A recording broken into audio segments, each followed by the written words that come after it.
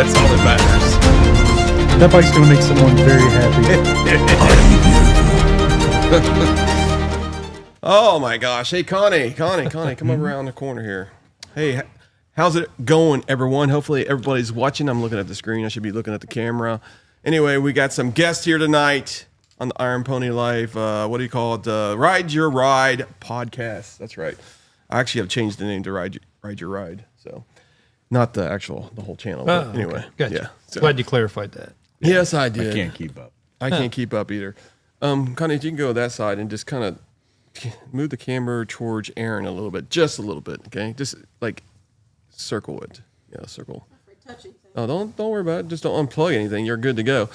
The key grip Just must don't have had trip the on it. night off. You know, just a quarter inch. Come on. Don't be scared. Just come on. It'd be an hour for you. Right there. Perfect.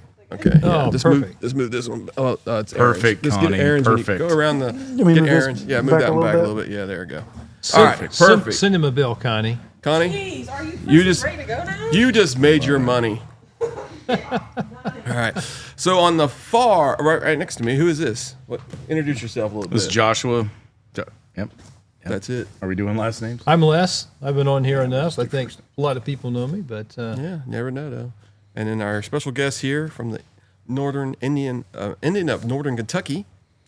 I'm Aaron, A.A. Ron. Hey, Ron. Hey, Ron. So do you have all your training up? I am officially trained. I took the quizzes today. All right. All 4 of them. So please have your questions ready. We will pause here and there to get the questions out. And if you got any information about, or he's got all the information pretty much, if you have any questions about the new tech, the new fairing on the Chieftain, what did they do to the Challenger? You might as well don't worry about that one. Just the 112. That's it. That's the only question. But there is some pretty nice. I'm kidding, but there is some pretty nice that you can do what? Upgrade it to a 112. Yeah, so any of the liquid cooled models, the powerplus models, which is now Challenger, Pursuit, Chieftain, and Roadmaster, you can choose whether you want the 108 or you want the 112 powerplus engine. The 112 powerplus engine is going to come with some new tech, lots of new tech. Lots of new tech. So let me make sure the sound's coming off here because I don't see it right here. But yeah, so we'll watch the video here. Let me make sure I get the sound settings here. Where is the sound settings here? I have too much stuff on my screen here. Hey, Aaron. So how many questions were on each quiz that you took? 10. 10. Had to be 80% correct. wow. Really? And you aced them all? And you passed? I wouldn't say aced. But you passed. You got at least I above an 80. passed a C+. Wow. That's nice. And also, if you're watching, just tell us where you're from. What state? If you're from a different country, that'd be great to know. And we're going to go straight into this video. Let me move that over. Uh-oh, somebody's moving something. That's the wrong one. Let's get I hit it right here. Okay. And we're going to go straight in here into this video, folks, and then we are going to go. Max said he's mad that he's not there. I bet you he is. Max was here earlier today. I seen him. As America's first motorcycle company, we've made legendary motorcycles since 1901. It's not on the... Our founders were pioneers, driven by innovation, a spirit that lives on today. While we embrace our heritage, drawing style and character from the past, our mission is clear: drive innovation in American motorcycling and craft machines for today's next generation rider. Introducing the all-new PowerPlus family of motorcycles. Combining distinctive American style, the highest performing engine Indian motorcycle has ever offered, and innovative technology. With a PowerPlus engine beneath you, you're unleashing the fiercest V-twin in the game, giving you the power to roam. The new PowerPlus family. Chieftain PowerPlus, Indian Challenger, Roadmaster PowerPlus, and Indian Pursuit redefines what to expect in an American V-twin.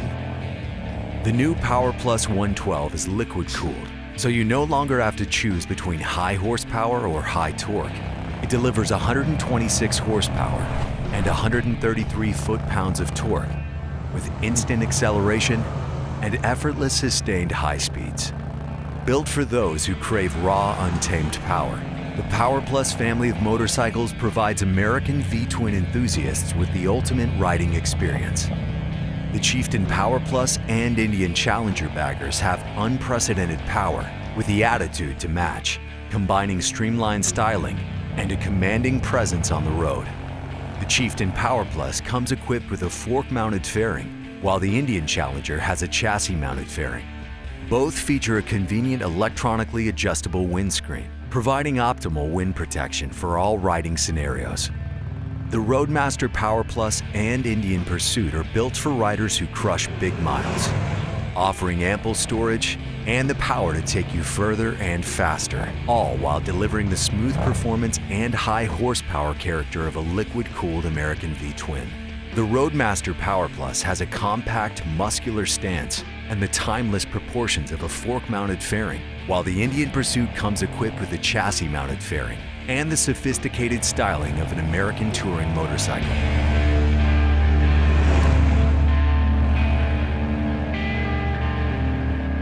Whatever your preference, there's a PowerPlus model from the factory that lets you embrace the power to roam. It's just you, the PowerPlus. What we're going to feel is it's going to have meteor low and mid range, but when you start getting into tuning these things, I think your ceiling is going to be much higher on the 112.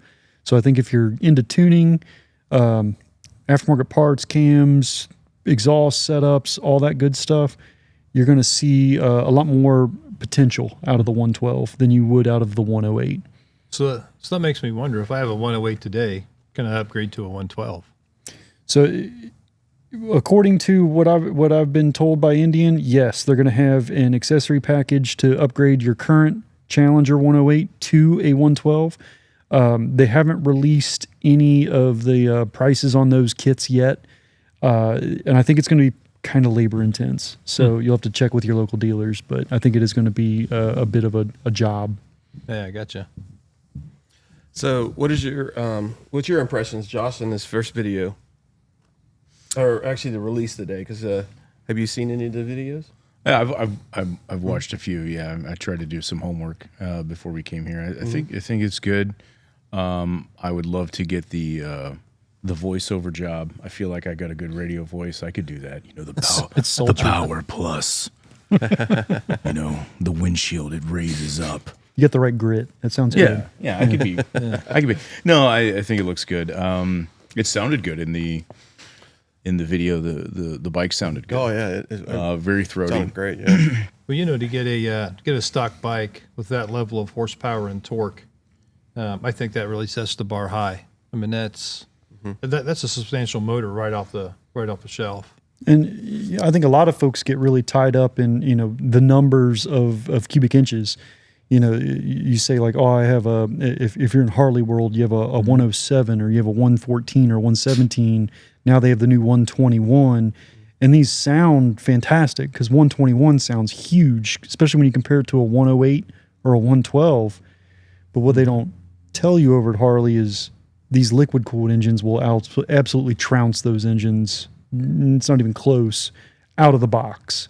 Yeah. I mean, you could spend a fortune on your Harley M8 and get it to the point where the liquid cooled Power Plus is out of the box, but then you stage 2 a liquid cooled and these Power Plus engines, and they're insane after that. The biggest change is the Chieftain, right? I mean, have you guys seen the new fairing? Mm-hmm. I mean, Yeah. what do you guys Yes. think about that? So controversially, Controversy.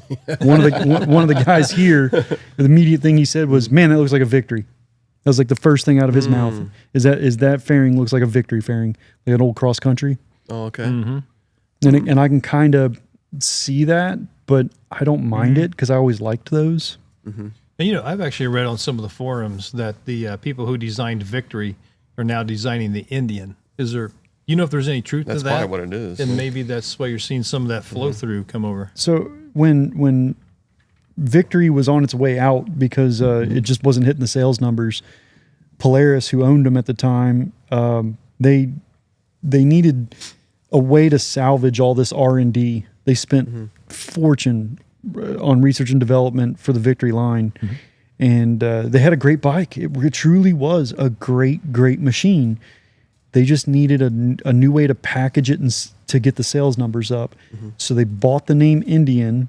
They obviously had to change the bodywork up a bit. But when you look at the chassis of Indians, you can see that Victory DNA in there. Now, obviously, like it's been several years since Victory passed, but since then there's been evolution since. But even in today's current iteration, you can see the Victory DNA there. The Thunderstroke engine has some Victory DNA to it. If you look at a Victory 106, like there's some, you can see where it harkens back to, where the architecture comes from. And then same thing with the powerplus engine. That motor was originally going to be a Victory engine until Victory went under. Now, I thought, I remember the Victory line when it was here.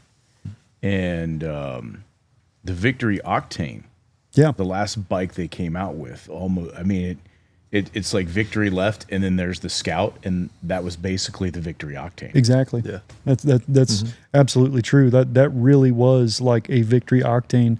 They just kind of rebadged. Yeah. And then, of course, they gave it like more swoopy fenders and stuff. So Right. it would look Indian-like. And I believe the Challenger actually was supposed to be a Victory motorcycle. Yes, it was. Yeah. So, and then now, I mean, their competitors, Road Glide, Street Glide, they really can't change the platform.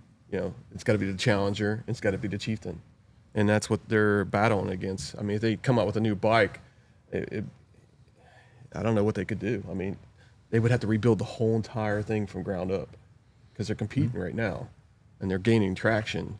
But then again, you can't just change everything and just reinvent the motorcycle. Yeah. Now, do you think with this lineup change, with the availability of the liquid cooled, you think Harley would dare to move into that space and offer a liquid cooled V twin? We saw the V Rod, that was kind of lukewarm. A lot of people liked it, a lot of people hated it. The old Harley purists said, "That's not a Harley." But do you think this will be enough to draw them into that space? So Indian's having success with the liquid cooled platforms on this Power Plus platform. The Challenger's been a success for them. Subsequently, the Pursuit has been a success for them.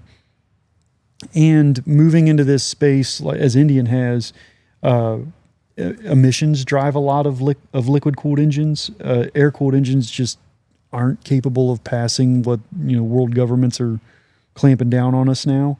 So going liquid cooled is eventually is going to be a necessity.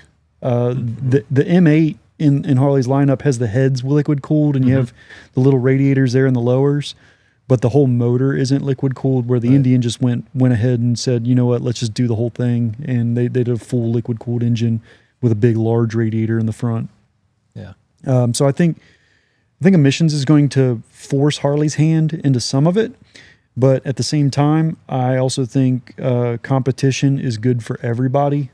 So Indian raising the bar like this is definitely going to force Harley's hand into building something that's comparable, competitive.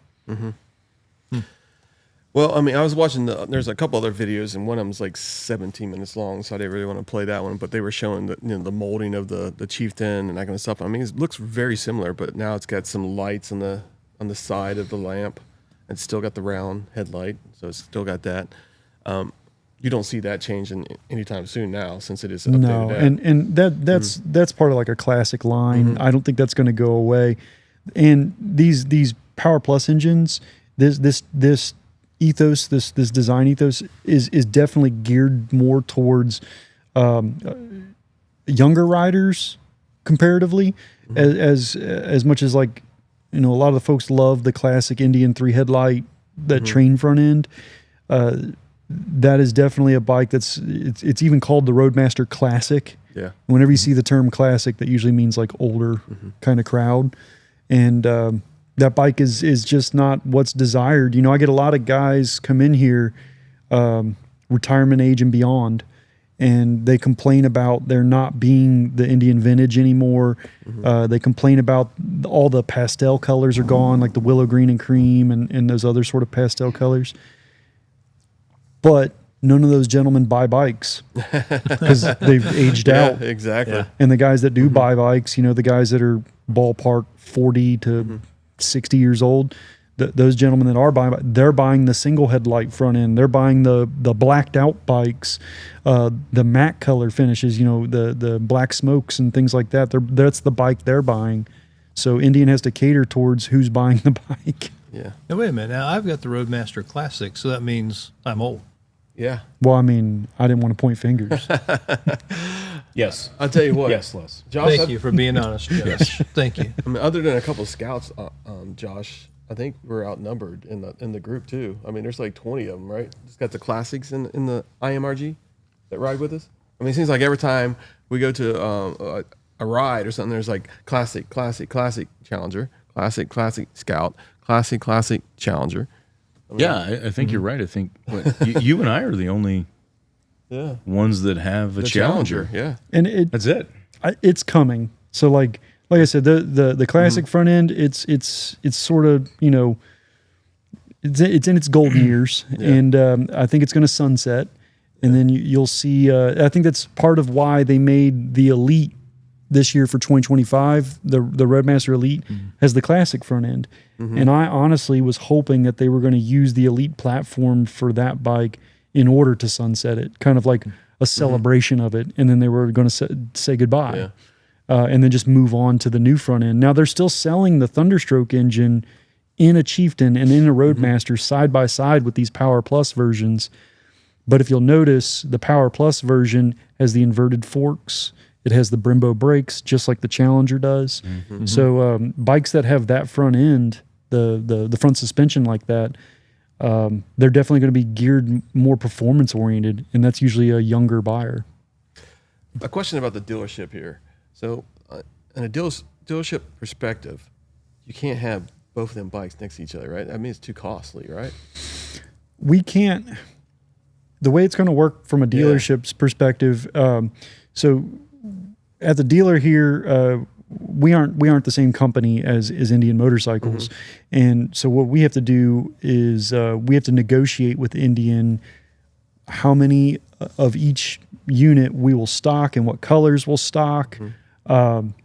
And we have to do it what's fair to us. Indian will usually start the negotiations off with like, you know, we expect you to stock 9 Roadmasters, and we'll be like, whoa, that's way too many Roadmasters. We'll do 3 Roadmasters and we'll do 4 Chieftains or whatever we decide it to be. The big thing for us will be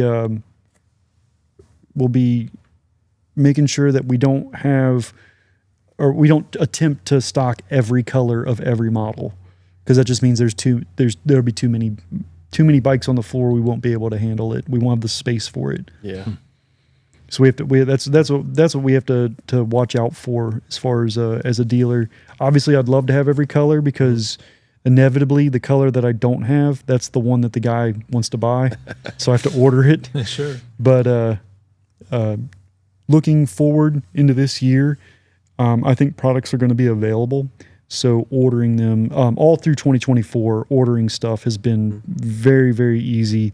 Whenever we've had a customer that wants a bike that we don't happen to have in stock, it's taken about a week to get. Oh, wow. So it's been very reasonable. Gotcha. Now, if you wanted one of these 2025s, when would you expect to start ordering them? Or a customer order one for themselves? So I don't have any expectations official yet. I'm expecting that to probably be out next week. And I would expect these bikes to start hitting dealer floors sometime in February to early March. That would be my realistic expectation of it. You guys got anything? So one of the biggest thing about the new Power Plus, you know, the releases is the tech, right? Oh yeah. Oh my gosh. Explain what's going on with that. So you get a 108 and you're going to get tech that you're familiar with. It's the same tech that the Challengers had. If you get like a Challenger Dark Horse or a Challenger Limited, You're going to get the fancier traction control. It's a 6-axis IMU, so it's lean sensitive traction control and ABS. So you're going to get all that stuff: tire pressure monitors, ride command. There's things that the bike is going to be equipped with that we're all familiar with. But if you step up to the 112, you're going to get some new tech features that no Indian has ever had before. Yeah. What you're going to see on the 112 bikes is you're going to see some accident avoidance stuff like lane detection. So if you're going to change lanes, it'll let you know if somebody's in your blind spot. You're going to have rear collision warning. So if you're sitting at a stoplight and there's a vehicle approaching from the rear too quickly, it's going to scream at you in the dash. What were some of the other things that were on there? Hill hold control. Oh yeah. Mm-hmm. Yeah, hill hold control I think is pretty mega for a 900-pound motorcycle, give or take. Stuff like that's been really successful in other bikes that I've seen, like the adventure bikes. They have hill hold control, and there's a lot of folks that really like that. I think the lane change That was is cool. pretty neat because that's pretty standard on most cars. Yeah, cars now for and sure. vans and things like that. You know, here in just the last couple of years, and to see that transfer over into motorcycle world was pretty cool. Yeah, you were talking about the car approaching from the rear. It's going to alert you of that. I'm just thinking through that. If the car's coming that quickly, you're going to know it, but will you be able to react in time to move up or? We'll have to see how the system works. There's a radar on the back of the bike, and you'll notice if you pull up on the Indian website, if you just go to like the Explore model page underneath that certain model, if you switch back and forth between 108 and 112, you'll notice a little box that appears and disappears above the license plate. On the 112 models, it exists. On the 108, it doesn't exist. That is the radar sensor. You'll also notice there's some extra wires that go up. They're kind of underneath the handlebars. They go up to the mirrors, and that's what's going to give you your blind spot detection. It's going to give you the warning in the mirror, just like a car does. So I think you'll notice a few other little subtle details like that. Like I notice on the 112 models, they have bag lights, like the brake lights on the bags. They've added those for whatever reason, where on the 108 model you don't get the bag lights. Now, before, to get that as an add-on though, they wouldn't integrate into like the turn signals, and so they were just running lights. So I wonder if now that's changed. Yep. I'm curious. So I was curious for that exact question. They didn't break that down into details. These are just little things that I was noticing playing around on the website today. Now, how does it all translate out into cost? I mean, all this, you're not going to get it for free, right? Correct.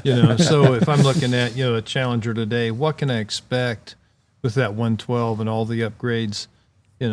So what kind of sticker shock are we going to see on this thing? Challenger, and I'm not going to quote base Challenger here. I'm only going to quote limited and dark horse, because base Challenger anymore, I think base Challenger has become moot. The price difference between a base Challenger and a limited or dark horse anymore is $1,000-$1,500. So you might as well just spring for it and get the dark horse and get the limited for that little of a price difference. Who cares? Just spend the extra little bit. Now, as far as dark horse and limited go, you're talking a $29,000 bike starting out. If you get the least expensive color in a 108, you step up to a 112, and you're going to add 2,500-ish onto it. So, you're looking 31, 32, starting to get into the different colorways. You're going to see, I think the most expensive one that I saw was like $33,500 for the one that's, and this is where I'm bad, is quoting colors. I can't remember their names, but it's the red smoke. I just don't remember which sunset red smoke on the Challenger, and I don't remember the name of the red smoke on the Chieftain. But that doesn't sound like it's all that bad. If I was a guy in my garage or bringing something to the dealership to have it upgraded, it's going to cost that much anyway. Yep, and I think for the cost of the upgrade to go from the 108 to the 112, it could be a consideration to trade in your bike. unless you're building a motor. If you're really building a motor, you're doing stage 2 cams and all that kind of stuff, and you're really making a hot rod, then I could see taking your old Challenger with your 108, putting the 112 kit in, all that. Hold on a second. I'm sorry, I was going through their website and trying to get the Challenger up, but I had to go backwards, and the video just starts automatically playing. So I think to your point, it's one of the good things, or one of the great things I like about Indian is that you buy a Challenger, you don't have to do anything to it. Oh yeah, it's great out of the box. You buy the 112, you never have to touch it. Nope. You don't have to do anything. I mean, maybe if you want to throw some cosmetics on there, fine. Or if you But want to personalize and stuff like that, that's with just some cosmetics or whatever. You don't have to do anything, and it's a great bike, very well tuned. And I think that's always been the case. You know, my first bike was a Scout. You know, and then I upgraded to a Challenger. In both, I just didn't have to do anything to them, and they're great. I love them. Yeah, I think that's something that the brand brings as value. I get a lot of compliments on that specifically from guys walking in the showroom wearing Harley t-shirts.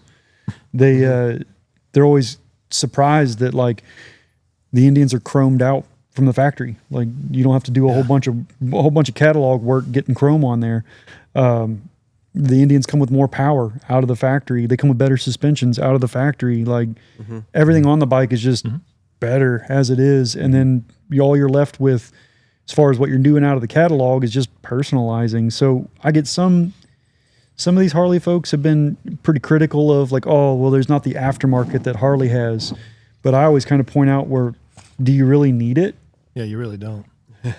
Yeah, I can tell you, I've experienced that. You know, I built my Harley motor out.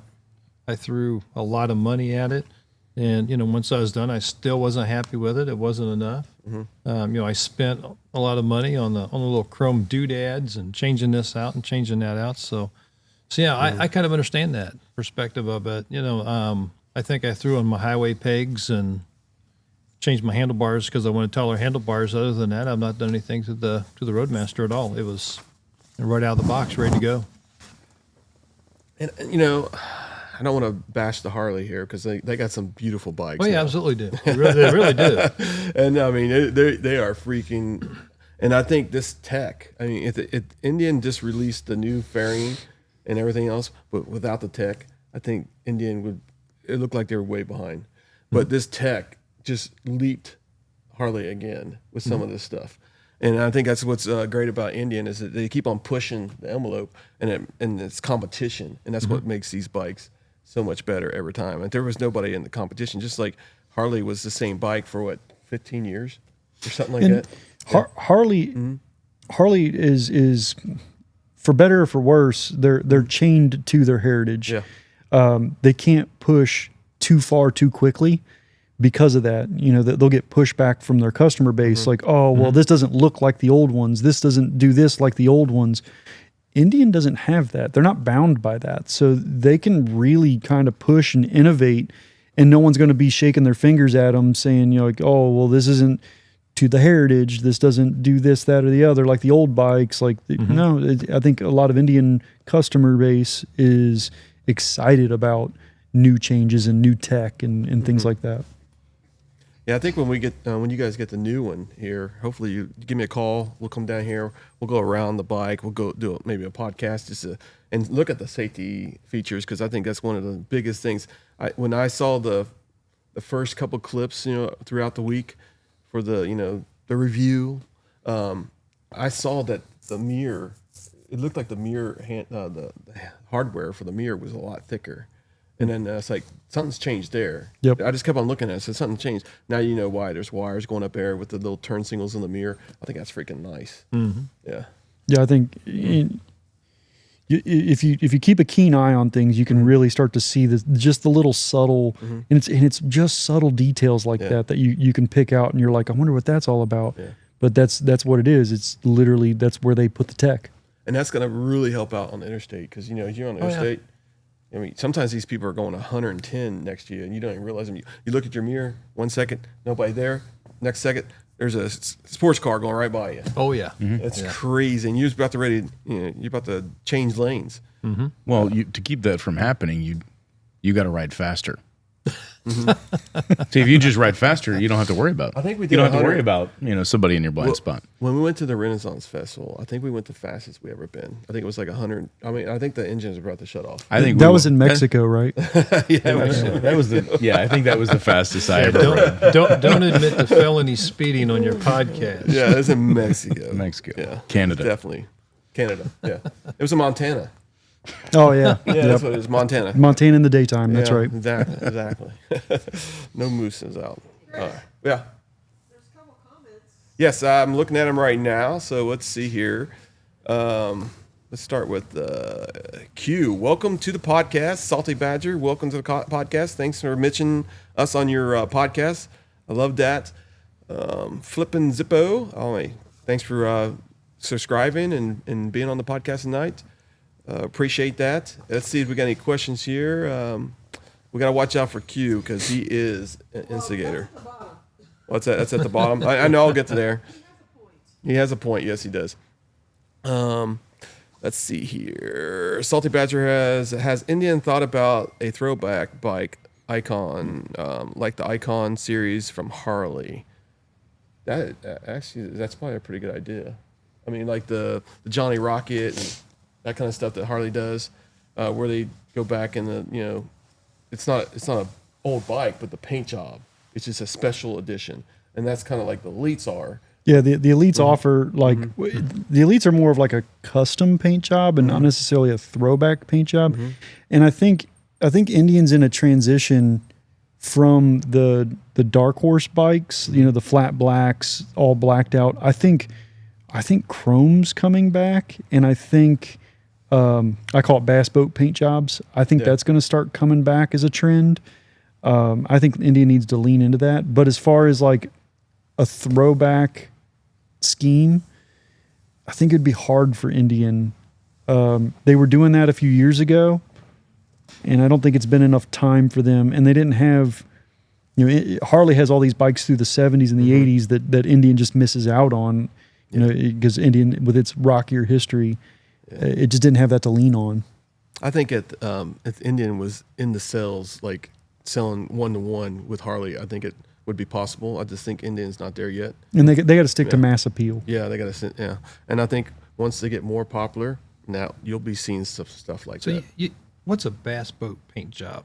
Is that all glittery? Yeah. Oh yeah, 70s style. Now, since Polaris has taken over, how many years has it been? So they technically bought them in 2012 when they were made in the Carolinas. They weren't even Gilroy's then; they were some custom shop in the Stone Mountain Carolinas. or something like that. Yeah. And they owned the name Indian, and then Polaris bought it from them in 12. So technically, Polaris has had the Indian brand since then, but they didn't really truly release any bikes until 15. They had like the earlier stuff in 13. But the true, like what we know of as Indian today was 10 years ago in 2015.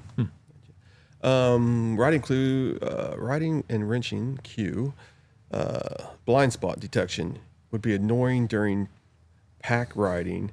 Hopefully you can disable it. Yes, you'll be able to disable it. That's always a nice feature to be able to turn off when in those kind of situations. So whenever one of these motorcycle companies releases that sort of technology, they always put in provisions for group riding and riding and just with other motorcycles in general, because they know that you're going to be side by side with motorcycles. Yeah, I wonder why they've not put like that blind spot monitoring and stuff on the bikes before. I mean, it's been on automotive tech for a long time, 10, 12, 13 years now. And, I've seen some of the stuff come out, and I'm wondering, why didn't they do it before? Yeah. Nobody thought of it, or they just had to develop the system, or maybe the expense was too great. I in my mind, it seems like a great safety feature, and I just questioned why nobody ever come up with it before now. Simply size. When it first came out, the units, the radar units, were so large that they would look just absurd on a motorcycle. Yeah. So now that they've gotten the radar units down as small as they have, they're able to mount, because that's why I was pointing out that there's a little radar unit that goes above the license plate, you're going to be able to see that little box, but the box has gotten small enough to where it's not a huge eyesore. Yeah, I can show you that box. Let me go to Indian Motorcycles right here quick. And then another question, while I'm doing this, maybe you can answer that while we are looking this up. Salty Badger says, I have a question about adapted braking also. What if you have a tire go down? Will it still apply the brake to the wheel that is flat? So yes, it will, but caveat here, it's gone. The way it's doing the adaptive braking is it's doing it through the ABS system, and the ABS system is going to be able to prevent wheel lockup, even though your tire's gone flat. So if your tire is going to go flat, hopefully it's a rear one. I mean, I hope none of your tires go flat because that's a sketchy situation. Yep. The rear one's easier to manage, but still not a good thing. But if the front one goes down, and you apply front brake, your ABS system is going to monitor that thing, and especially with that 6-axis IMU, lean sensitive, it is extremely good, and it corrects 1,000 times a second. Yep. I'm going to show you guys what the box we're talking about here, which screens. You can follow my mouse. That is the box right there with the radar unit. It's right in the back. That's where Harley's been putting their license plates now. All right. So there's another question here.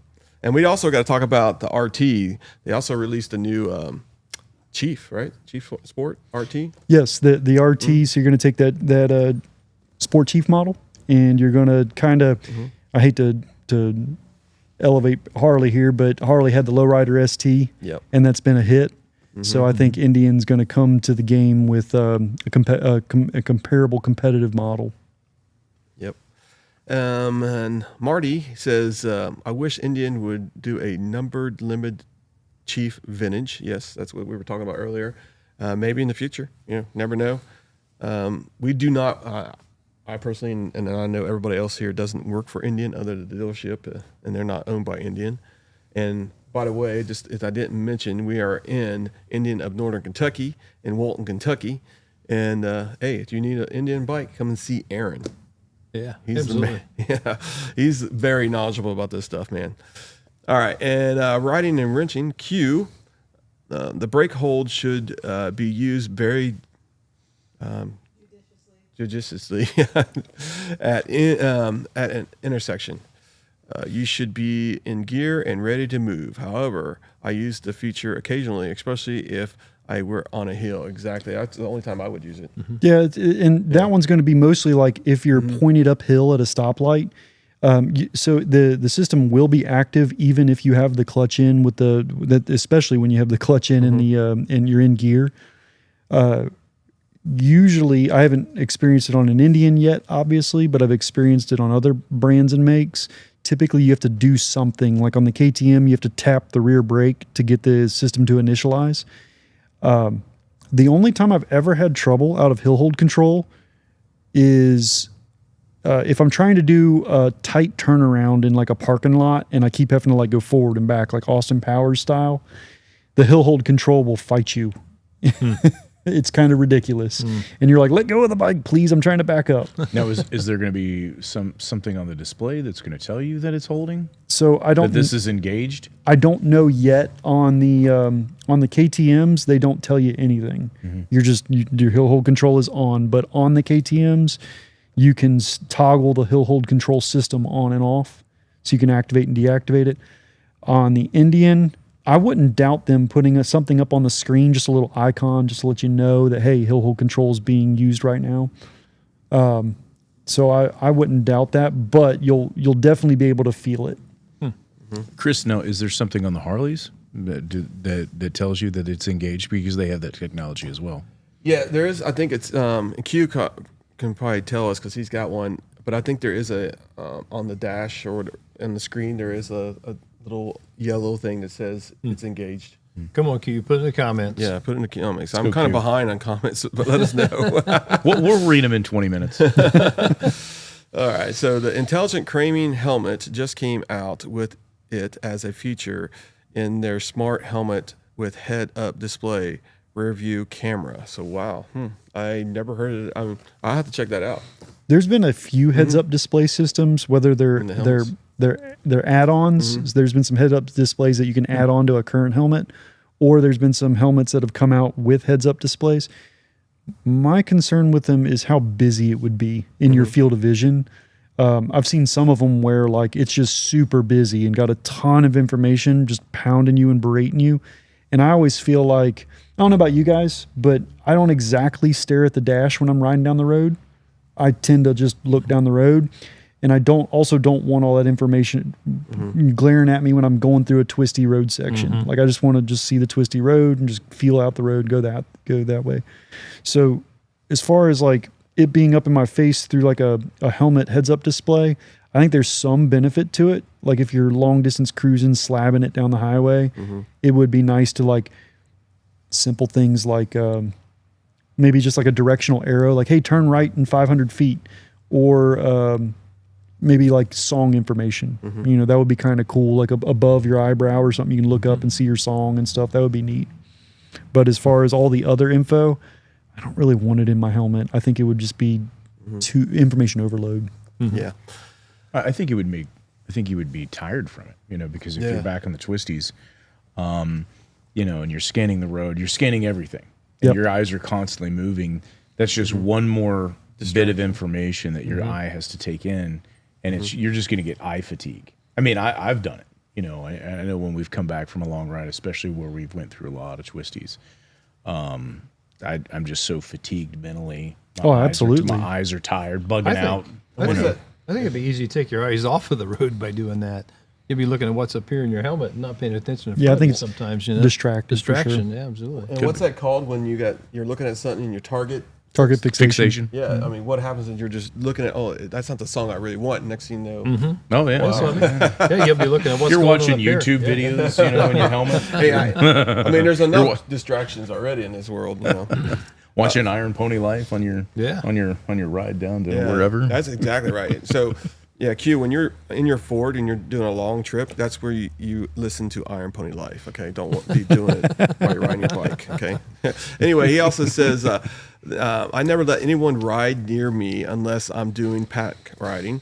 Blind spot detection wouldn't provide me any value. I love it on my car though.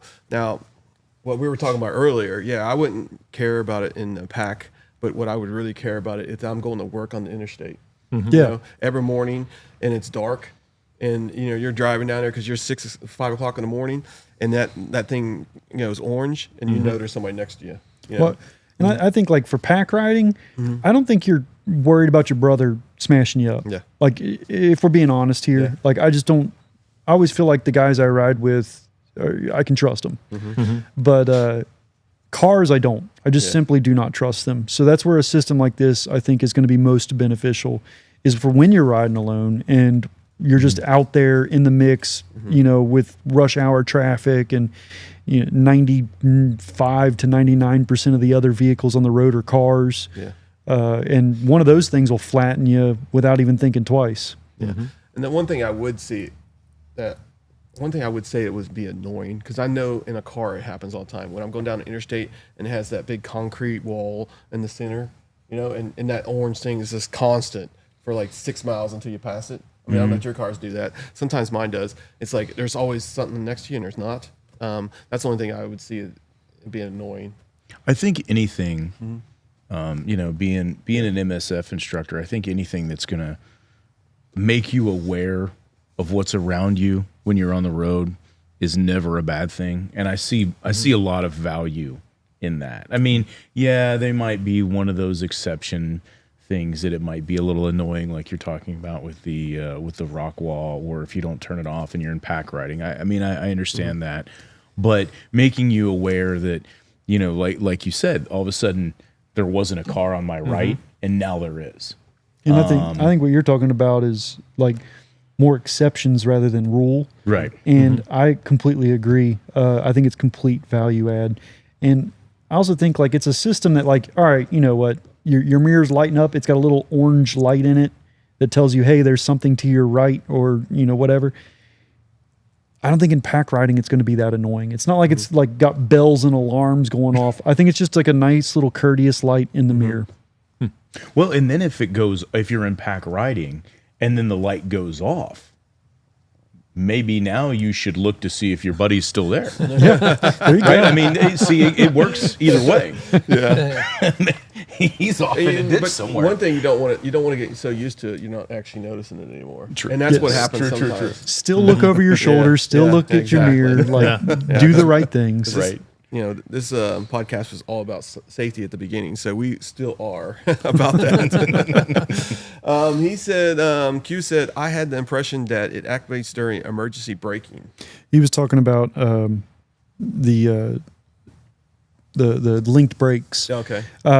So the linked brakes are when the ABS system determines that it's necessary, whether that's in an emergency brake situation, whether it's in a slick road situation, even if you're not emergency braking, say you're banked over in a corner and you just happen to run through a little streamer that's going across the road, a little water streamer, you know, stuff like that happens. And you could just be slight on the brakes because you're scrubbing a little bit of speed and you didn't know that there was going to be a stream of water running across the road, whether it's, you know, guy out there watering his grass or whatever.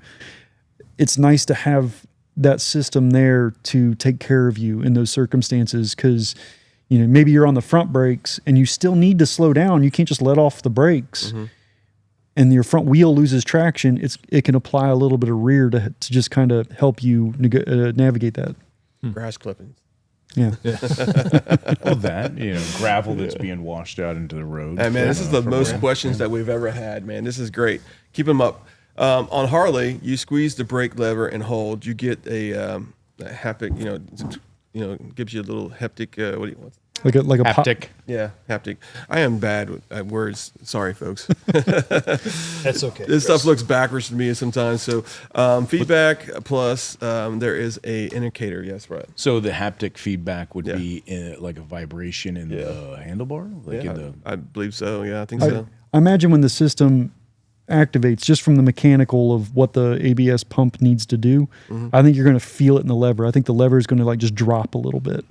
And I think that's what you're going to feel. I don't think you'll feel like an actual vibration. I think it'll just drop a little bit, but you'll get some sort of positive feedback from the system to let you know like, hey, I've applied the brakes.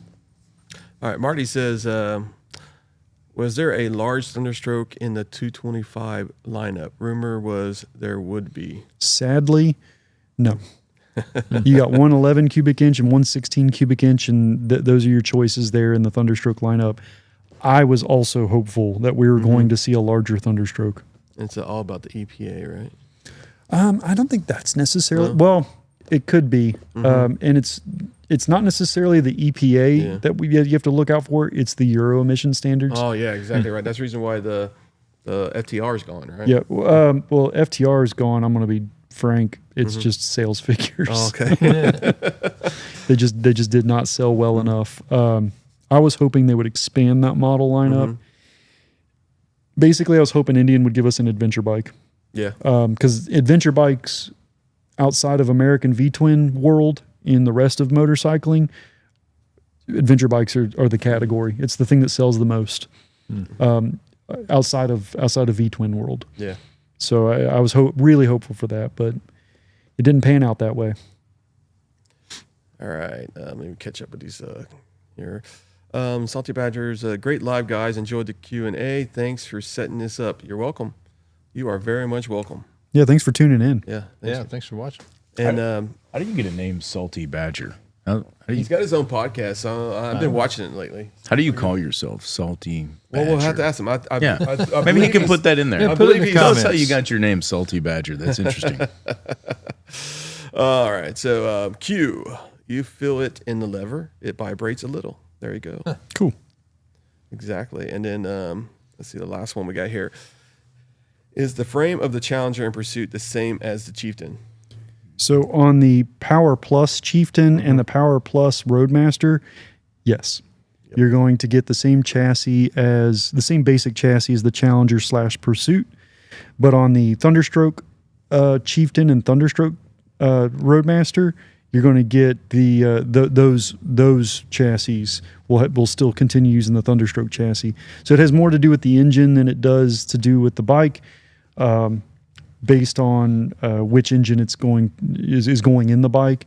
Because that Power Plus engine, you have to have a whole different frame to house the radiator and things like that. Yep. All right, let me set up how many collars does the Chieftain come in? The Chieftain, it depends on which trim level you're getting. Whether you're getting the base Chieftain, which historically only has one colorway, that's gloss black. That's all you're getting on the base Chieftain. To if you go to the limited or the dark horse, you're going to have a few different colors depending on which limited or dark horse. I believe the limited had 3 colors and the dark horse had 5 colors, if I remember right. And then they haven't announced any Icon colorways yet.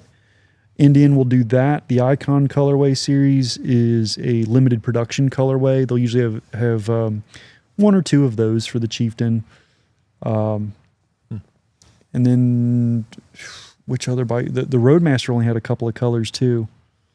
But when you add up all the colors together between all of the different trim levels, you end up with a lot of colors.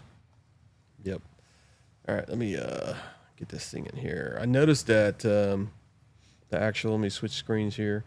So we're going to look at the Chieftain first, and this is the actual white. I mean, this bike actually looks pretty damn good. I'm not going to actually break it down and add accessories and stuff like that like we did the Harley one last night, but as you can see, this is what the new Chieftain looks like with the Power Plus engine. And then you can see the new fairing. I mean, I don't know what they were talking about Victory, but I see a lot of the old Chieftain in this fairing. And another thing, it looks like they actually, a lot of people complained about that airflow underneath the fairing into the tank and knocking you in the chest. It looks like they've actually fixed that. It looks like on this video here. See that the Chieftain doesn't do. Do they have that a right deflector? There. Yeah, it's a deflector. Well, it looks like it kind of and there's fans out. There is a deflector also in the video that it's like a smoke on the front side that goes from here to there. So yeah, I think it fixes that problem. So is that like the limited fairing, similar to that? Is that what that is? Yeah, it's going to be real similar to the current limited and dark horse fairing in that it's a single headlight. Going to kind of have like more of a, I call it more modern look compared to the classic look. It does have riding lights right here on the sides of it that didn't have. That's not a reflection. That's actually lights. So right there, I don't know if people can see that mouse on the screen, but yeah, I mean they did change it up a little bit. There's the gauge cluster. Let's see if I can get it. Look at it. No, I can't get any closer. I don't think. But yeah, that's the gauge cluster there, and there's the ride command. So, there's anything new on the ride command or anything? I couldn't find anything in the literature that specifically said anything new. All I saw was 7-inch ride command plus. That's all it would say to me. So I don't know if there's any new software updates. But typically with ride command, a lot of the software updates are backwards compatible. But there's like a certain year that it's not backwards compatible. I think it's prior to 2020 they weren't backwards compatible. Now, do these come up with the upgraded audio systems in them, or is that an option as well? That is an option as well. So you can get either way, any of the models, 108 or 112 or Thunderstroke, you can option the audio package, which is going to jump you basically if it's not a touring bike, if it's a bagger, you're going to go from 100 watts to 400 watts. If it's a touring bike, you're going to go from 200 watts to 600 watts. I figured maybe with the 112 upgrade, they would throw that in and offer that. It'd be part of the package. But yeah, this year's callers for the Challenger. This is the 2025. Not much changed on the Challenger. Basically, nothing really, other than the 112 option. Yeah, the 112, and the new tech. But it's got a black smoke, a Springfield blue, a mossy green smoke. I like that color. It does look good. Yeah. And then the frost silver. And then I don't remember. I think I was looking at the Roadmaster. There's a bronze color that I was really digging on. Yep. It's a beautiful bike. Let's see what else we got here, and then we can talk about, since we pretty much talked about these two bikes. Let's go to the new Chief. All right, and see if we can get the Sports RT here. I don't even know if it's on the website yet. It's on there. Sport Chief RT is there. Oh, it is? Yes. Oh, there it is, right, Right there. there. Gotcha. All right, so let's look at this bad boy. And so, any new tech on this? Didn't have that quiz out yet. All right. So this is a lot of people like the saddlebags. Some people don't like the saddlebags, but I like them actually. They're kind of ammo can looking. Yeah, they're actually not too bad. I'll get with the comments here in a second. I'll catch up. I can see that people are writing like crazy, so I'll get with them here in a second. Hopefully, I'm not too far away from the mic. I apologize. I see Salty Badger asked something about does it have issues like its competitor with Android Auto? They don't have Android Auto on the Indian stuff. And have they officially dumped the Apple CarPlay? What, an Indian? Yeah. As far as I know, I haven't seen that. I can still use it. I've heard it was going to, as a rumor that was flying around that they were going to dump Apple CarPlay, but I haven't seen that yet. A lot of our customers use the wireless adapters, and we've had some issues out of the wireless adapters being plugged in. So far as we've even seen it cause the radios need to be replaced. Oh, wow. So be careful using those as well, because some people will use the wireless adapter that you can link up Android Auto and it'll display it on the ride command. But I've seen issues out of it. So just be careful with that stuff. Hopefully they don't get rid of CarPlay, because that's what I normally use 100% of the time. Because if I use Indian's navigation, I'd probably be in Cuba by now. No, you'll end up in some state park and they'll tell you to turn back around. I know. I hate to knock. Yeah, that night we were just going in circles, and luckily I had CarPlay and we got Waze and got us out of there. But He rescued us then. yeah, And then almost hit a deer. yeah, Motorcycle manufacturers, and this isn't an Indian or a Harley thing. Yeah. Motorcycle manufacturers are terrible at building their own GPS navigation because they're motorcycle companies, not GPS companies. yeah. And I wish they would just leave it up to Apple CarPlay and Android Auto. But both of those systems have requirements that motorcycles can't always provide. Like Apple CarPlay, you have to have speakers. Yeah. You have to have built-in speakers. And I don't know if you've ever looked at motorcycles, but not every one of them has built-in speakers. So that's a tough thing to do. So speaking of that, and this has been one of my biggest complaints with the infotainment system is the ride command as far as GPS. You know, even when you go onto the website and you try to build a ride, I couldn't even find this dealership on here. You know, and it's like, this is where we're starting our ride at, and I couldn't even pinpoint it. And like it wouldn't even find it. Like I said, they're not GPS companies. So like Google, I'm sure you've all seen the Google cars driving around, taking pictures of everything and getting all the street views for everybody. They pay ungodly amounts to pay folks to $60,000 a year to drive cars around and do all of that and map out every road on the planet. And where Indian, the motorcycle company, just doesn't have the means. So like, they don't even have the means as far as like IT folks to program this dealership into their system. So then what do they need to do to allow, you know, because I really feel like that's a missed opportunity. And I know in our inner circle of just friends offline that I've been very, I've been vocal about it. I mean, like, I'm really disappointed in it. I wonder and why I they feel like haven't- it's a missed opportunity that they should just, like you said, hey, let's leave it to them. Just partner And- with those guys. and let's create a platform that like Google Maps or whatever Well- you know, Apple CarPlay can be used or whatever they need to do to make sure that can happen. If you'll notice, car companies are going that way, and motorcycle companies tend to get trickle down technology. So car companies will typically come out with that sort of tech first, and then we're going to start seeing it in motorcycle platforms. So I think that it's going to be in the future, but until then, we're all going to have to make do with these proprietary systems that don't seem to work that great. Yeah. Well, one of the things about CarPlay. It requires actually a mic that you have to have. I have a wireless adapter. You have a wireless adapter. I love it. I mean, it never has any problems. I don't have any glitchy stuff going on in the thing, but I also have a name brand one. I'm sure there's some companies out there that suck, probably different voltages and stuff like that. But we got the what is it called? It's a quad lock. Quad lock. Yeah, I can never remember. Oh, you guys have quad lock Yeah, we ones? have quad lock. Yeah, I've always been. We sell quad lock, and we've never had one of those here yet. I've been really curious because usually quad lock's a quality name brand. Yeah, actually, it works pretty well. Yeah, and Indian just would put a mic on their actual, console or whatever it is on the screen where it's facing the rider. I think that would help with the CarPlay, and you wouldn't have and make it a wireless adapter, so you wouldn't have to worry about it, and still have CarPlay. I think CarPlay is a good option for a motorcycle. I believe. Absolutely is. I mean, Or if I were Indian, I'd be calling quad lock, yeah. and I'd be like, "Can you make me a module that I can just bolt into the fairing somewhere, and then have my wire that way I could do it that way." Exactly. Yeah, and then you wouldn't have to worry about it. So, but it is strange because you can plug the phone into the USB, but then you don't have no access to your phone. Hey, Connie, I can hear that squeaking.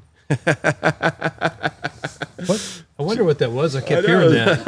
I'm looking around for a what is that? mouse. It's like, yeah, that was the same thing I was doing. You're in trouble now. You are in trouble. All right. Salty Badger said, I was born with the last name of Salty. Oh, no, I'm sorry. With the last name and Salty from my Navy service and can be a bit sarcastic at times. I mean, I figure an angry badger, a salty badger is probably not a very happy badger. No, he's cool. I've been watching his videos. He's good. No, I'm not making fun of it. It's cool. Yeah. And Q, he's from the Navy also. So good. And please like and subscribe if you're watching the podcast. Oh, and thank you for your service, by the way. Yeah, my definitely. oldest daughter's in the Navy. Yeah, exactly. And she just signed up for what? How many more years? She signed up for another 4 years. Yeah. Wow. All right. I wish somebody else was reading these comments. I wouldn't feel so embarrassed. But anyway. I mean, I can read it over your shoulder. Yeah, go ahead. There you go. But don't be embarrassed because I can't even read it from here. I know. I'm surprised I can without my glasses. Yeah. It says, I'm mainly a chopper guy. This is from Salty Badger. But recent stroke has left me with a partial vision blindness on one eye, and the new perimeter monitoring system has caught my attention in hopes of getting back on two wheels. Well, I'm sorry that's happened to you. I hate that you've had that stroke. That's horrible. I'm sorry. But yeah, this the perimeter monitoring system, that would be great if it could get you back on two wheels and feel confident getting there. Getting back on the road. That'd be great. That's actually another benefit of the system. Yeah. Yeah, that'd be really cool. Yeah. All right, and what's the next one here? Oh, yeah, that's Android Auto. Has been canceled for Google. Exactly right. I should have said that when I first heard it. Yeah, but Auto from Google is gone. They don't make it anymore. They don't support it. That's one thing bad about Google. They start something, and in a year it's done. Yeah. I'm surprised we still have Gmail. If it wasn't so popular, it's probably a reason why we still got it. I don't think they make any money on Gmail either. It's kind of crazy, but... All right, Kung Fu, welcome to the channel. It's the first time I've seen this guy. You want to read that one, or you want me to do it? Did they remove the electronically adjustable shock preload on the 108 Pursuits? It didn't say anything particular in the literature. I would assume that the electronic preload is still there. You can also add the electronic preload adjustability to a Challenger model. It is an accessory out of the accessory catalog. So I think that's going to be here to stay. And I think expanding on that, you'll also see the Roadmaster and the Chieftain Power Plus models have that at least as an offering out of the catalog, if not equipped on the bike on the Roadmaster. I'd have to look further into it though, so don't hold me to that. Basically, that was not on the test, is what he just said. You could just summarize that. That wasn't on the test. It was only 10 questions, folks. He only got 7 out of 10. He only got C plus, right? C plus. C plus is what he said he got. You only expect 70% correct answers tonight. I mean, and yeah, I'd agree here with riding and wrenching. Electronically adjusted suspension is my favorite Indian exclusive feature. We get a lot of comments on that, and always the electronic windshields. The electronic windshields is a huge advantage on the Indian. Yeah. See, Harley missed that. Yep. They missed the boat on that one. I heard somebody talk a while back, maybe a couple of years ago, that they thought that was the stupidest thing to have the adjustable no. windshield, and I love use that all the I time. do It's too. fantastic. I'm always adjusting it. I you do. know. When I'm in It's town, I great. run it all the way down. When I'm on the interstate, throw that thing up. Yeah. I love it. I love it. Yeah, I love it too because I do a lot of filming on the bike and my mic and everything else. I raise it up when I want to talk and stuff, and then when I lower it down, there's like if you just want to watch, and I lower it down so people can see it because I got a smoke one, so it's kind of dark. But I lower it down so you can get a great view of the camera when it's on my helmet, and it's just yeah, I love it. I love that thing. I mean, you don't have to stop, you don't have to do anything. You just like. You don't want to be doing it on the interstate doing 70 miles per hour. I heard they fly off, so you got to be careful. I'm just kidding. Nah, I'm just kidding about that. Anybody else got any questions there? We're going to talk a little bit about the RT, and then we're going to probably call for tonight. But yeah, welcome to the Ride Your Ride podcast. I'm glad you're here. Please like and subscribe. Looks like we're at around 344. Please share the podcast. Wow. Yeah. So yeah, thank you for subscribing. Whoever subscribed tonight, thank you. Awesome. So the RT, my wife loves this bike. RT. It looks like it's going to be a direct competitor for that lovely lowrider ST. Yeah. Yeah, I think so. Yeah, Absolutely. I and think they definitely had that bike in their sights. yeah, I think they've had this in their site. I think they just waited. I think they probably could have did this last year. Mm-hmm. I just think they wanted to see how well the Chief kind of sold. And how's that Chief selling? Is it pretty good? I don't think it's doing as well as I would have hoped, at least out of our store. Yeah. I don't know on the macro, like whole nationwide, what it's doing. But one of my fears with the Chief lineup is its price point. I've got a Chief on the floor that's cheaper than a Scout, and then I have a Chief on the floor that's almost as expensive as a Chieftain. Yeah. And so I think that swing in price point is it's a really narrow customer. You got to look for the customer that doesn't want a big bike, but they still want a touring ride. So that's when I sell them a Super Chief. And then I got to have a customer that wants a smaller bike, but that doesn't want a Scout, because the Scout is just wildly popular if you want a small bike. You make an excellent point because we kind of pointed this out last night on the Harley podcast. Because you can get that lowrider ST and you get that paint job, the most expensive one. You got the almost same amount of money that the Road Glide is. Yep. And at that point, At that point, you just go for if the Road you're Glide. talking my money, I'm spending my money, I'm going Road Glide Yeah, all exactly. day, 100%. And I don't think people realize that. I really don't. I think people see that, oh, that's a nimble bike. It looks beautiful and everything else. But then when they price you out the door, you should have bought that Road Glide right next to it. Absolutely. And it's got more technology than that lowrider ST even has. So you got to really, really want a smaller bike. That's who you're selling it to. You're selling it to the person that just simply wants a smaller bike. Yep. And and if you're looking at that, which that's great. That's great that there's a product out there for those folks. But if you're trying to sell more motorcycles, it's kind of a narrow field. Like that's a very limited customer. See a Q. Looks like Q's going to have to leave. He said, you guys do a great job. I say great job. He said good job with your podcast. So there's room for improvement. Yeah, there's room for improvement. So next time you see us, it's going to be a great job on the podcast. 3.5 stars. Yeah, 3.5 All right. stars. 3.5 We'll be at stars. 75%. C++.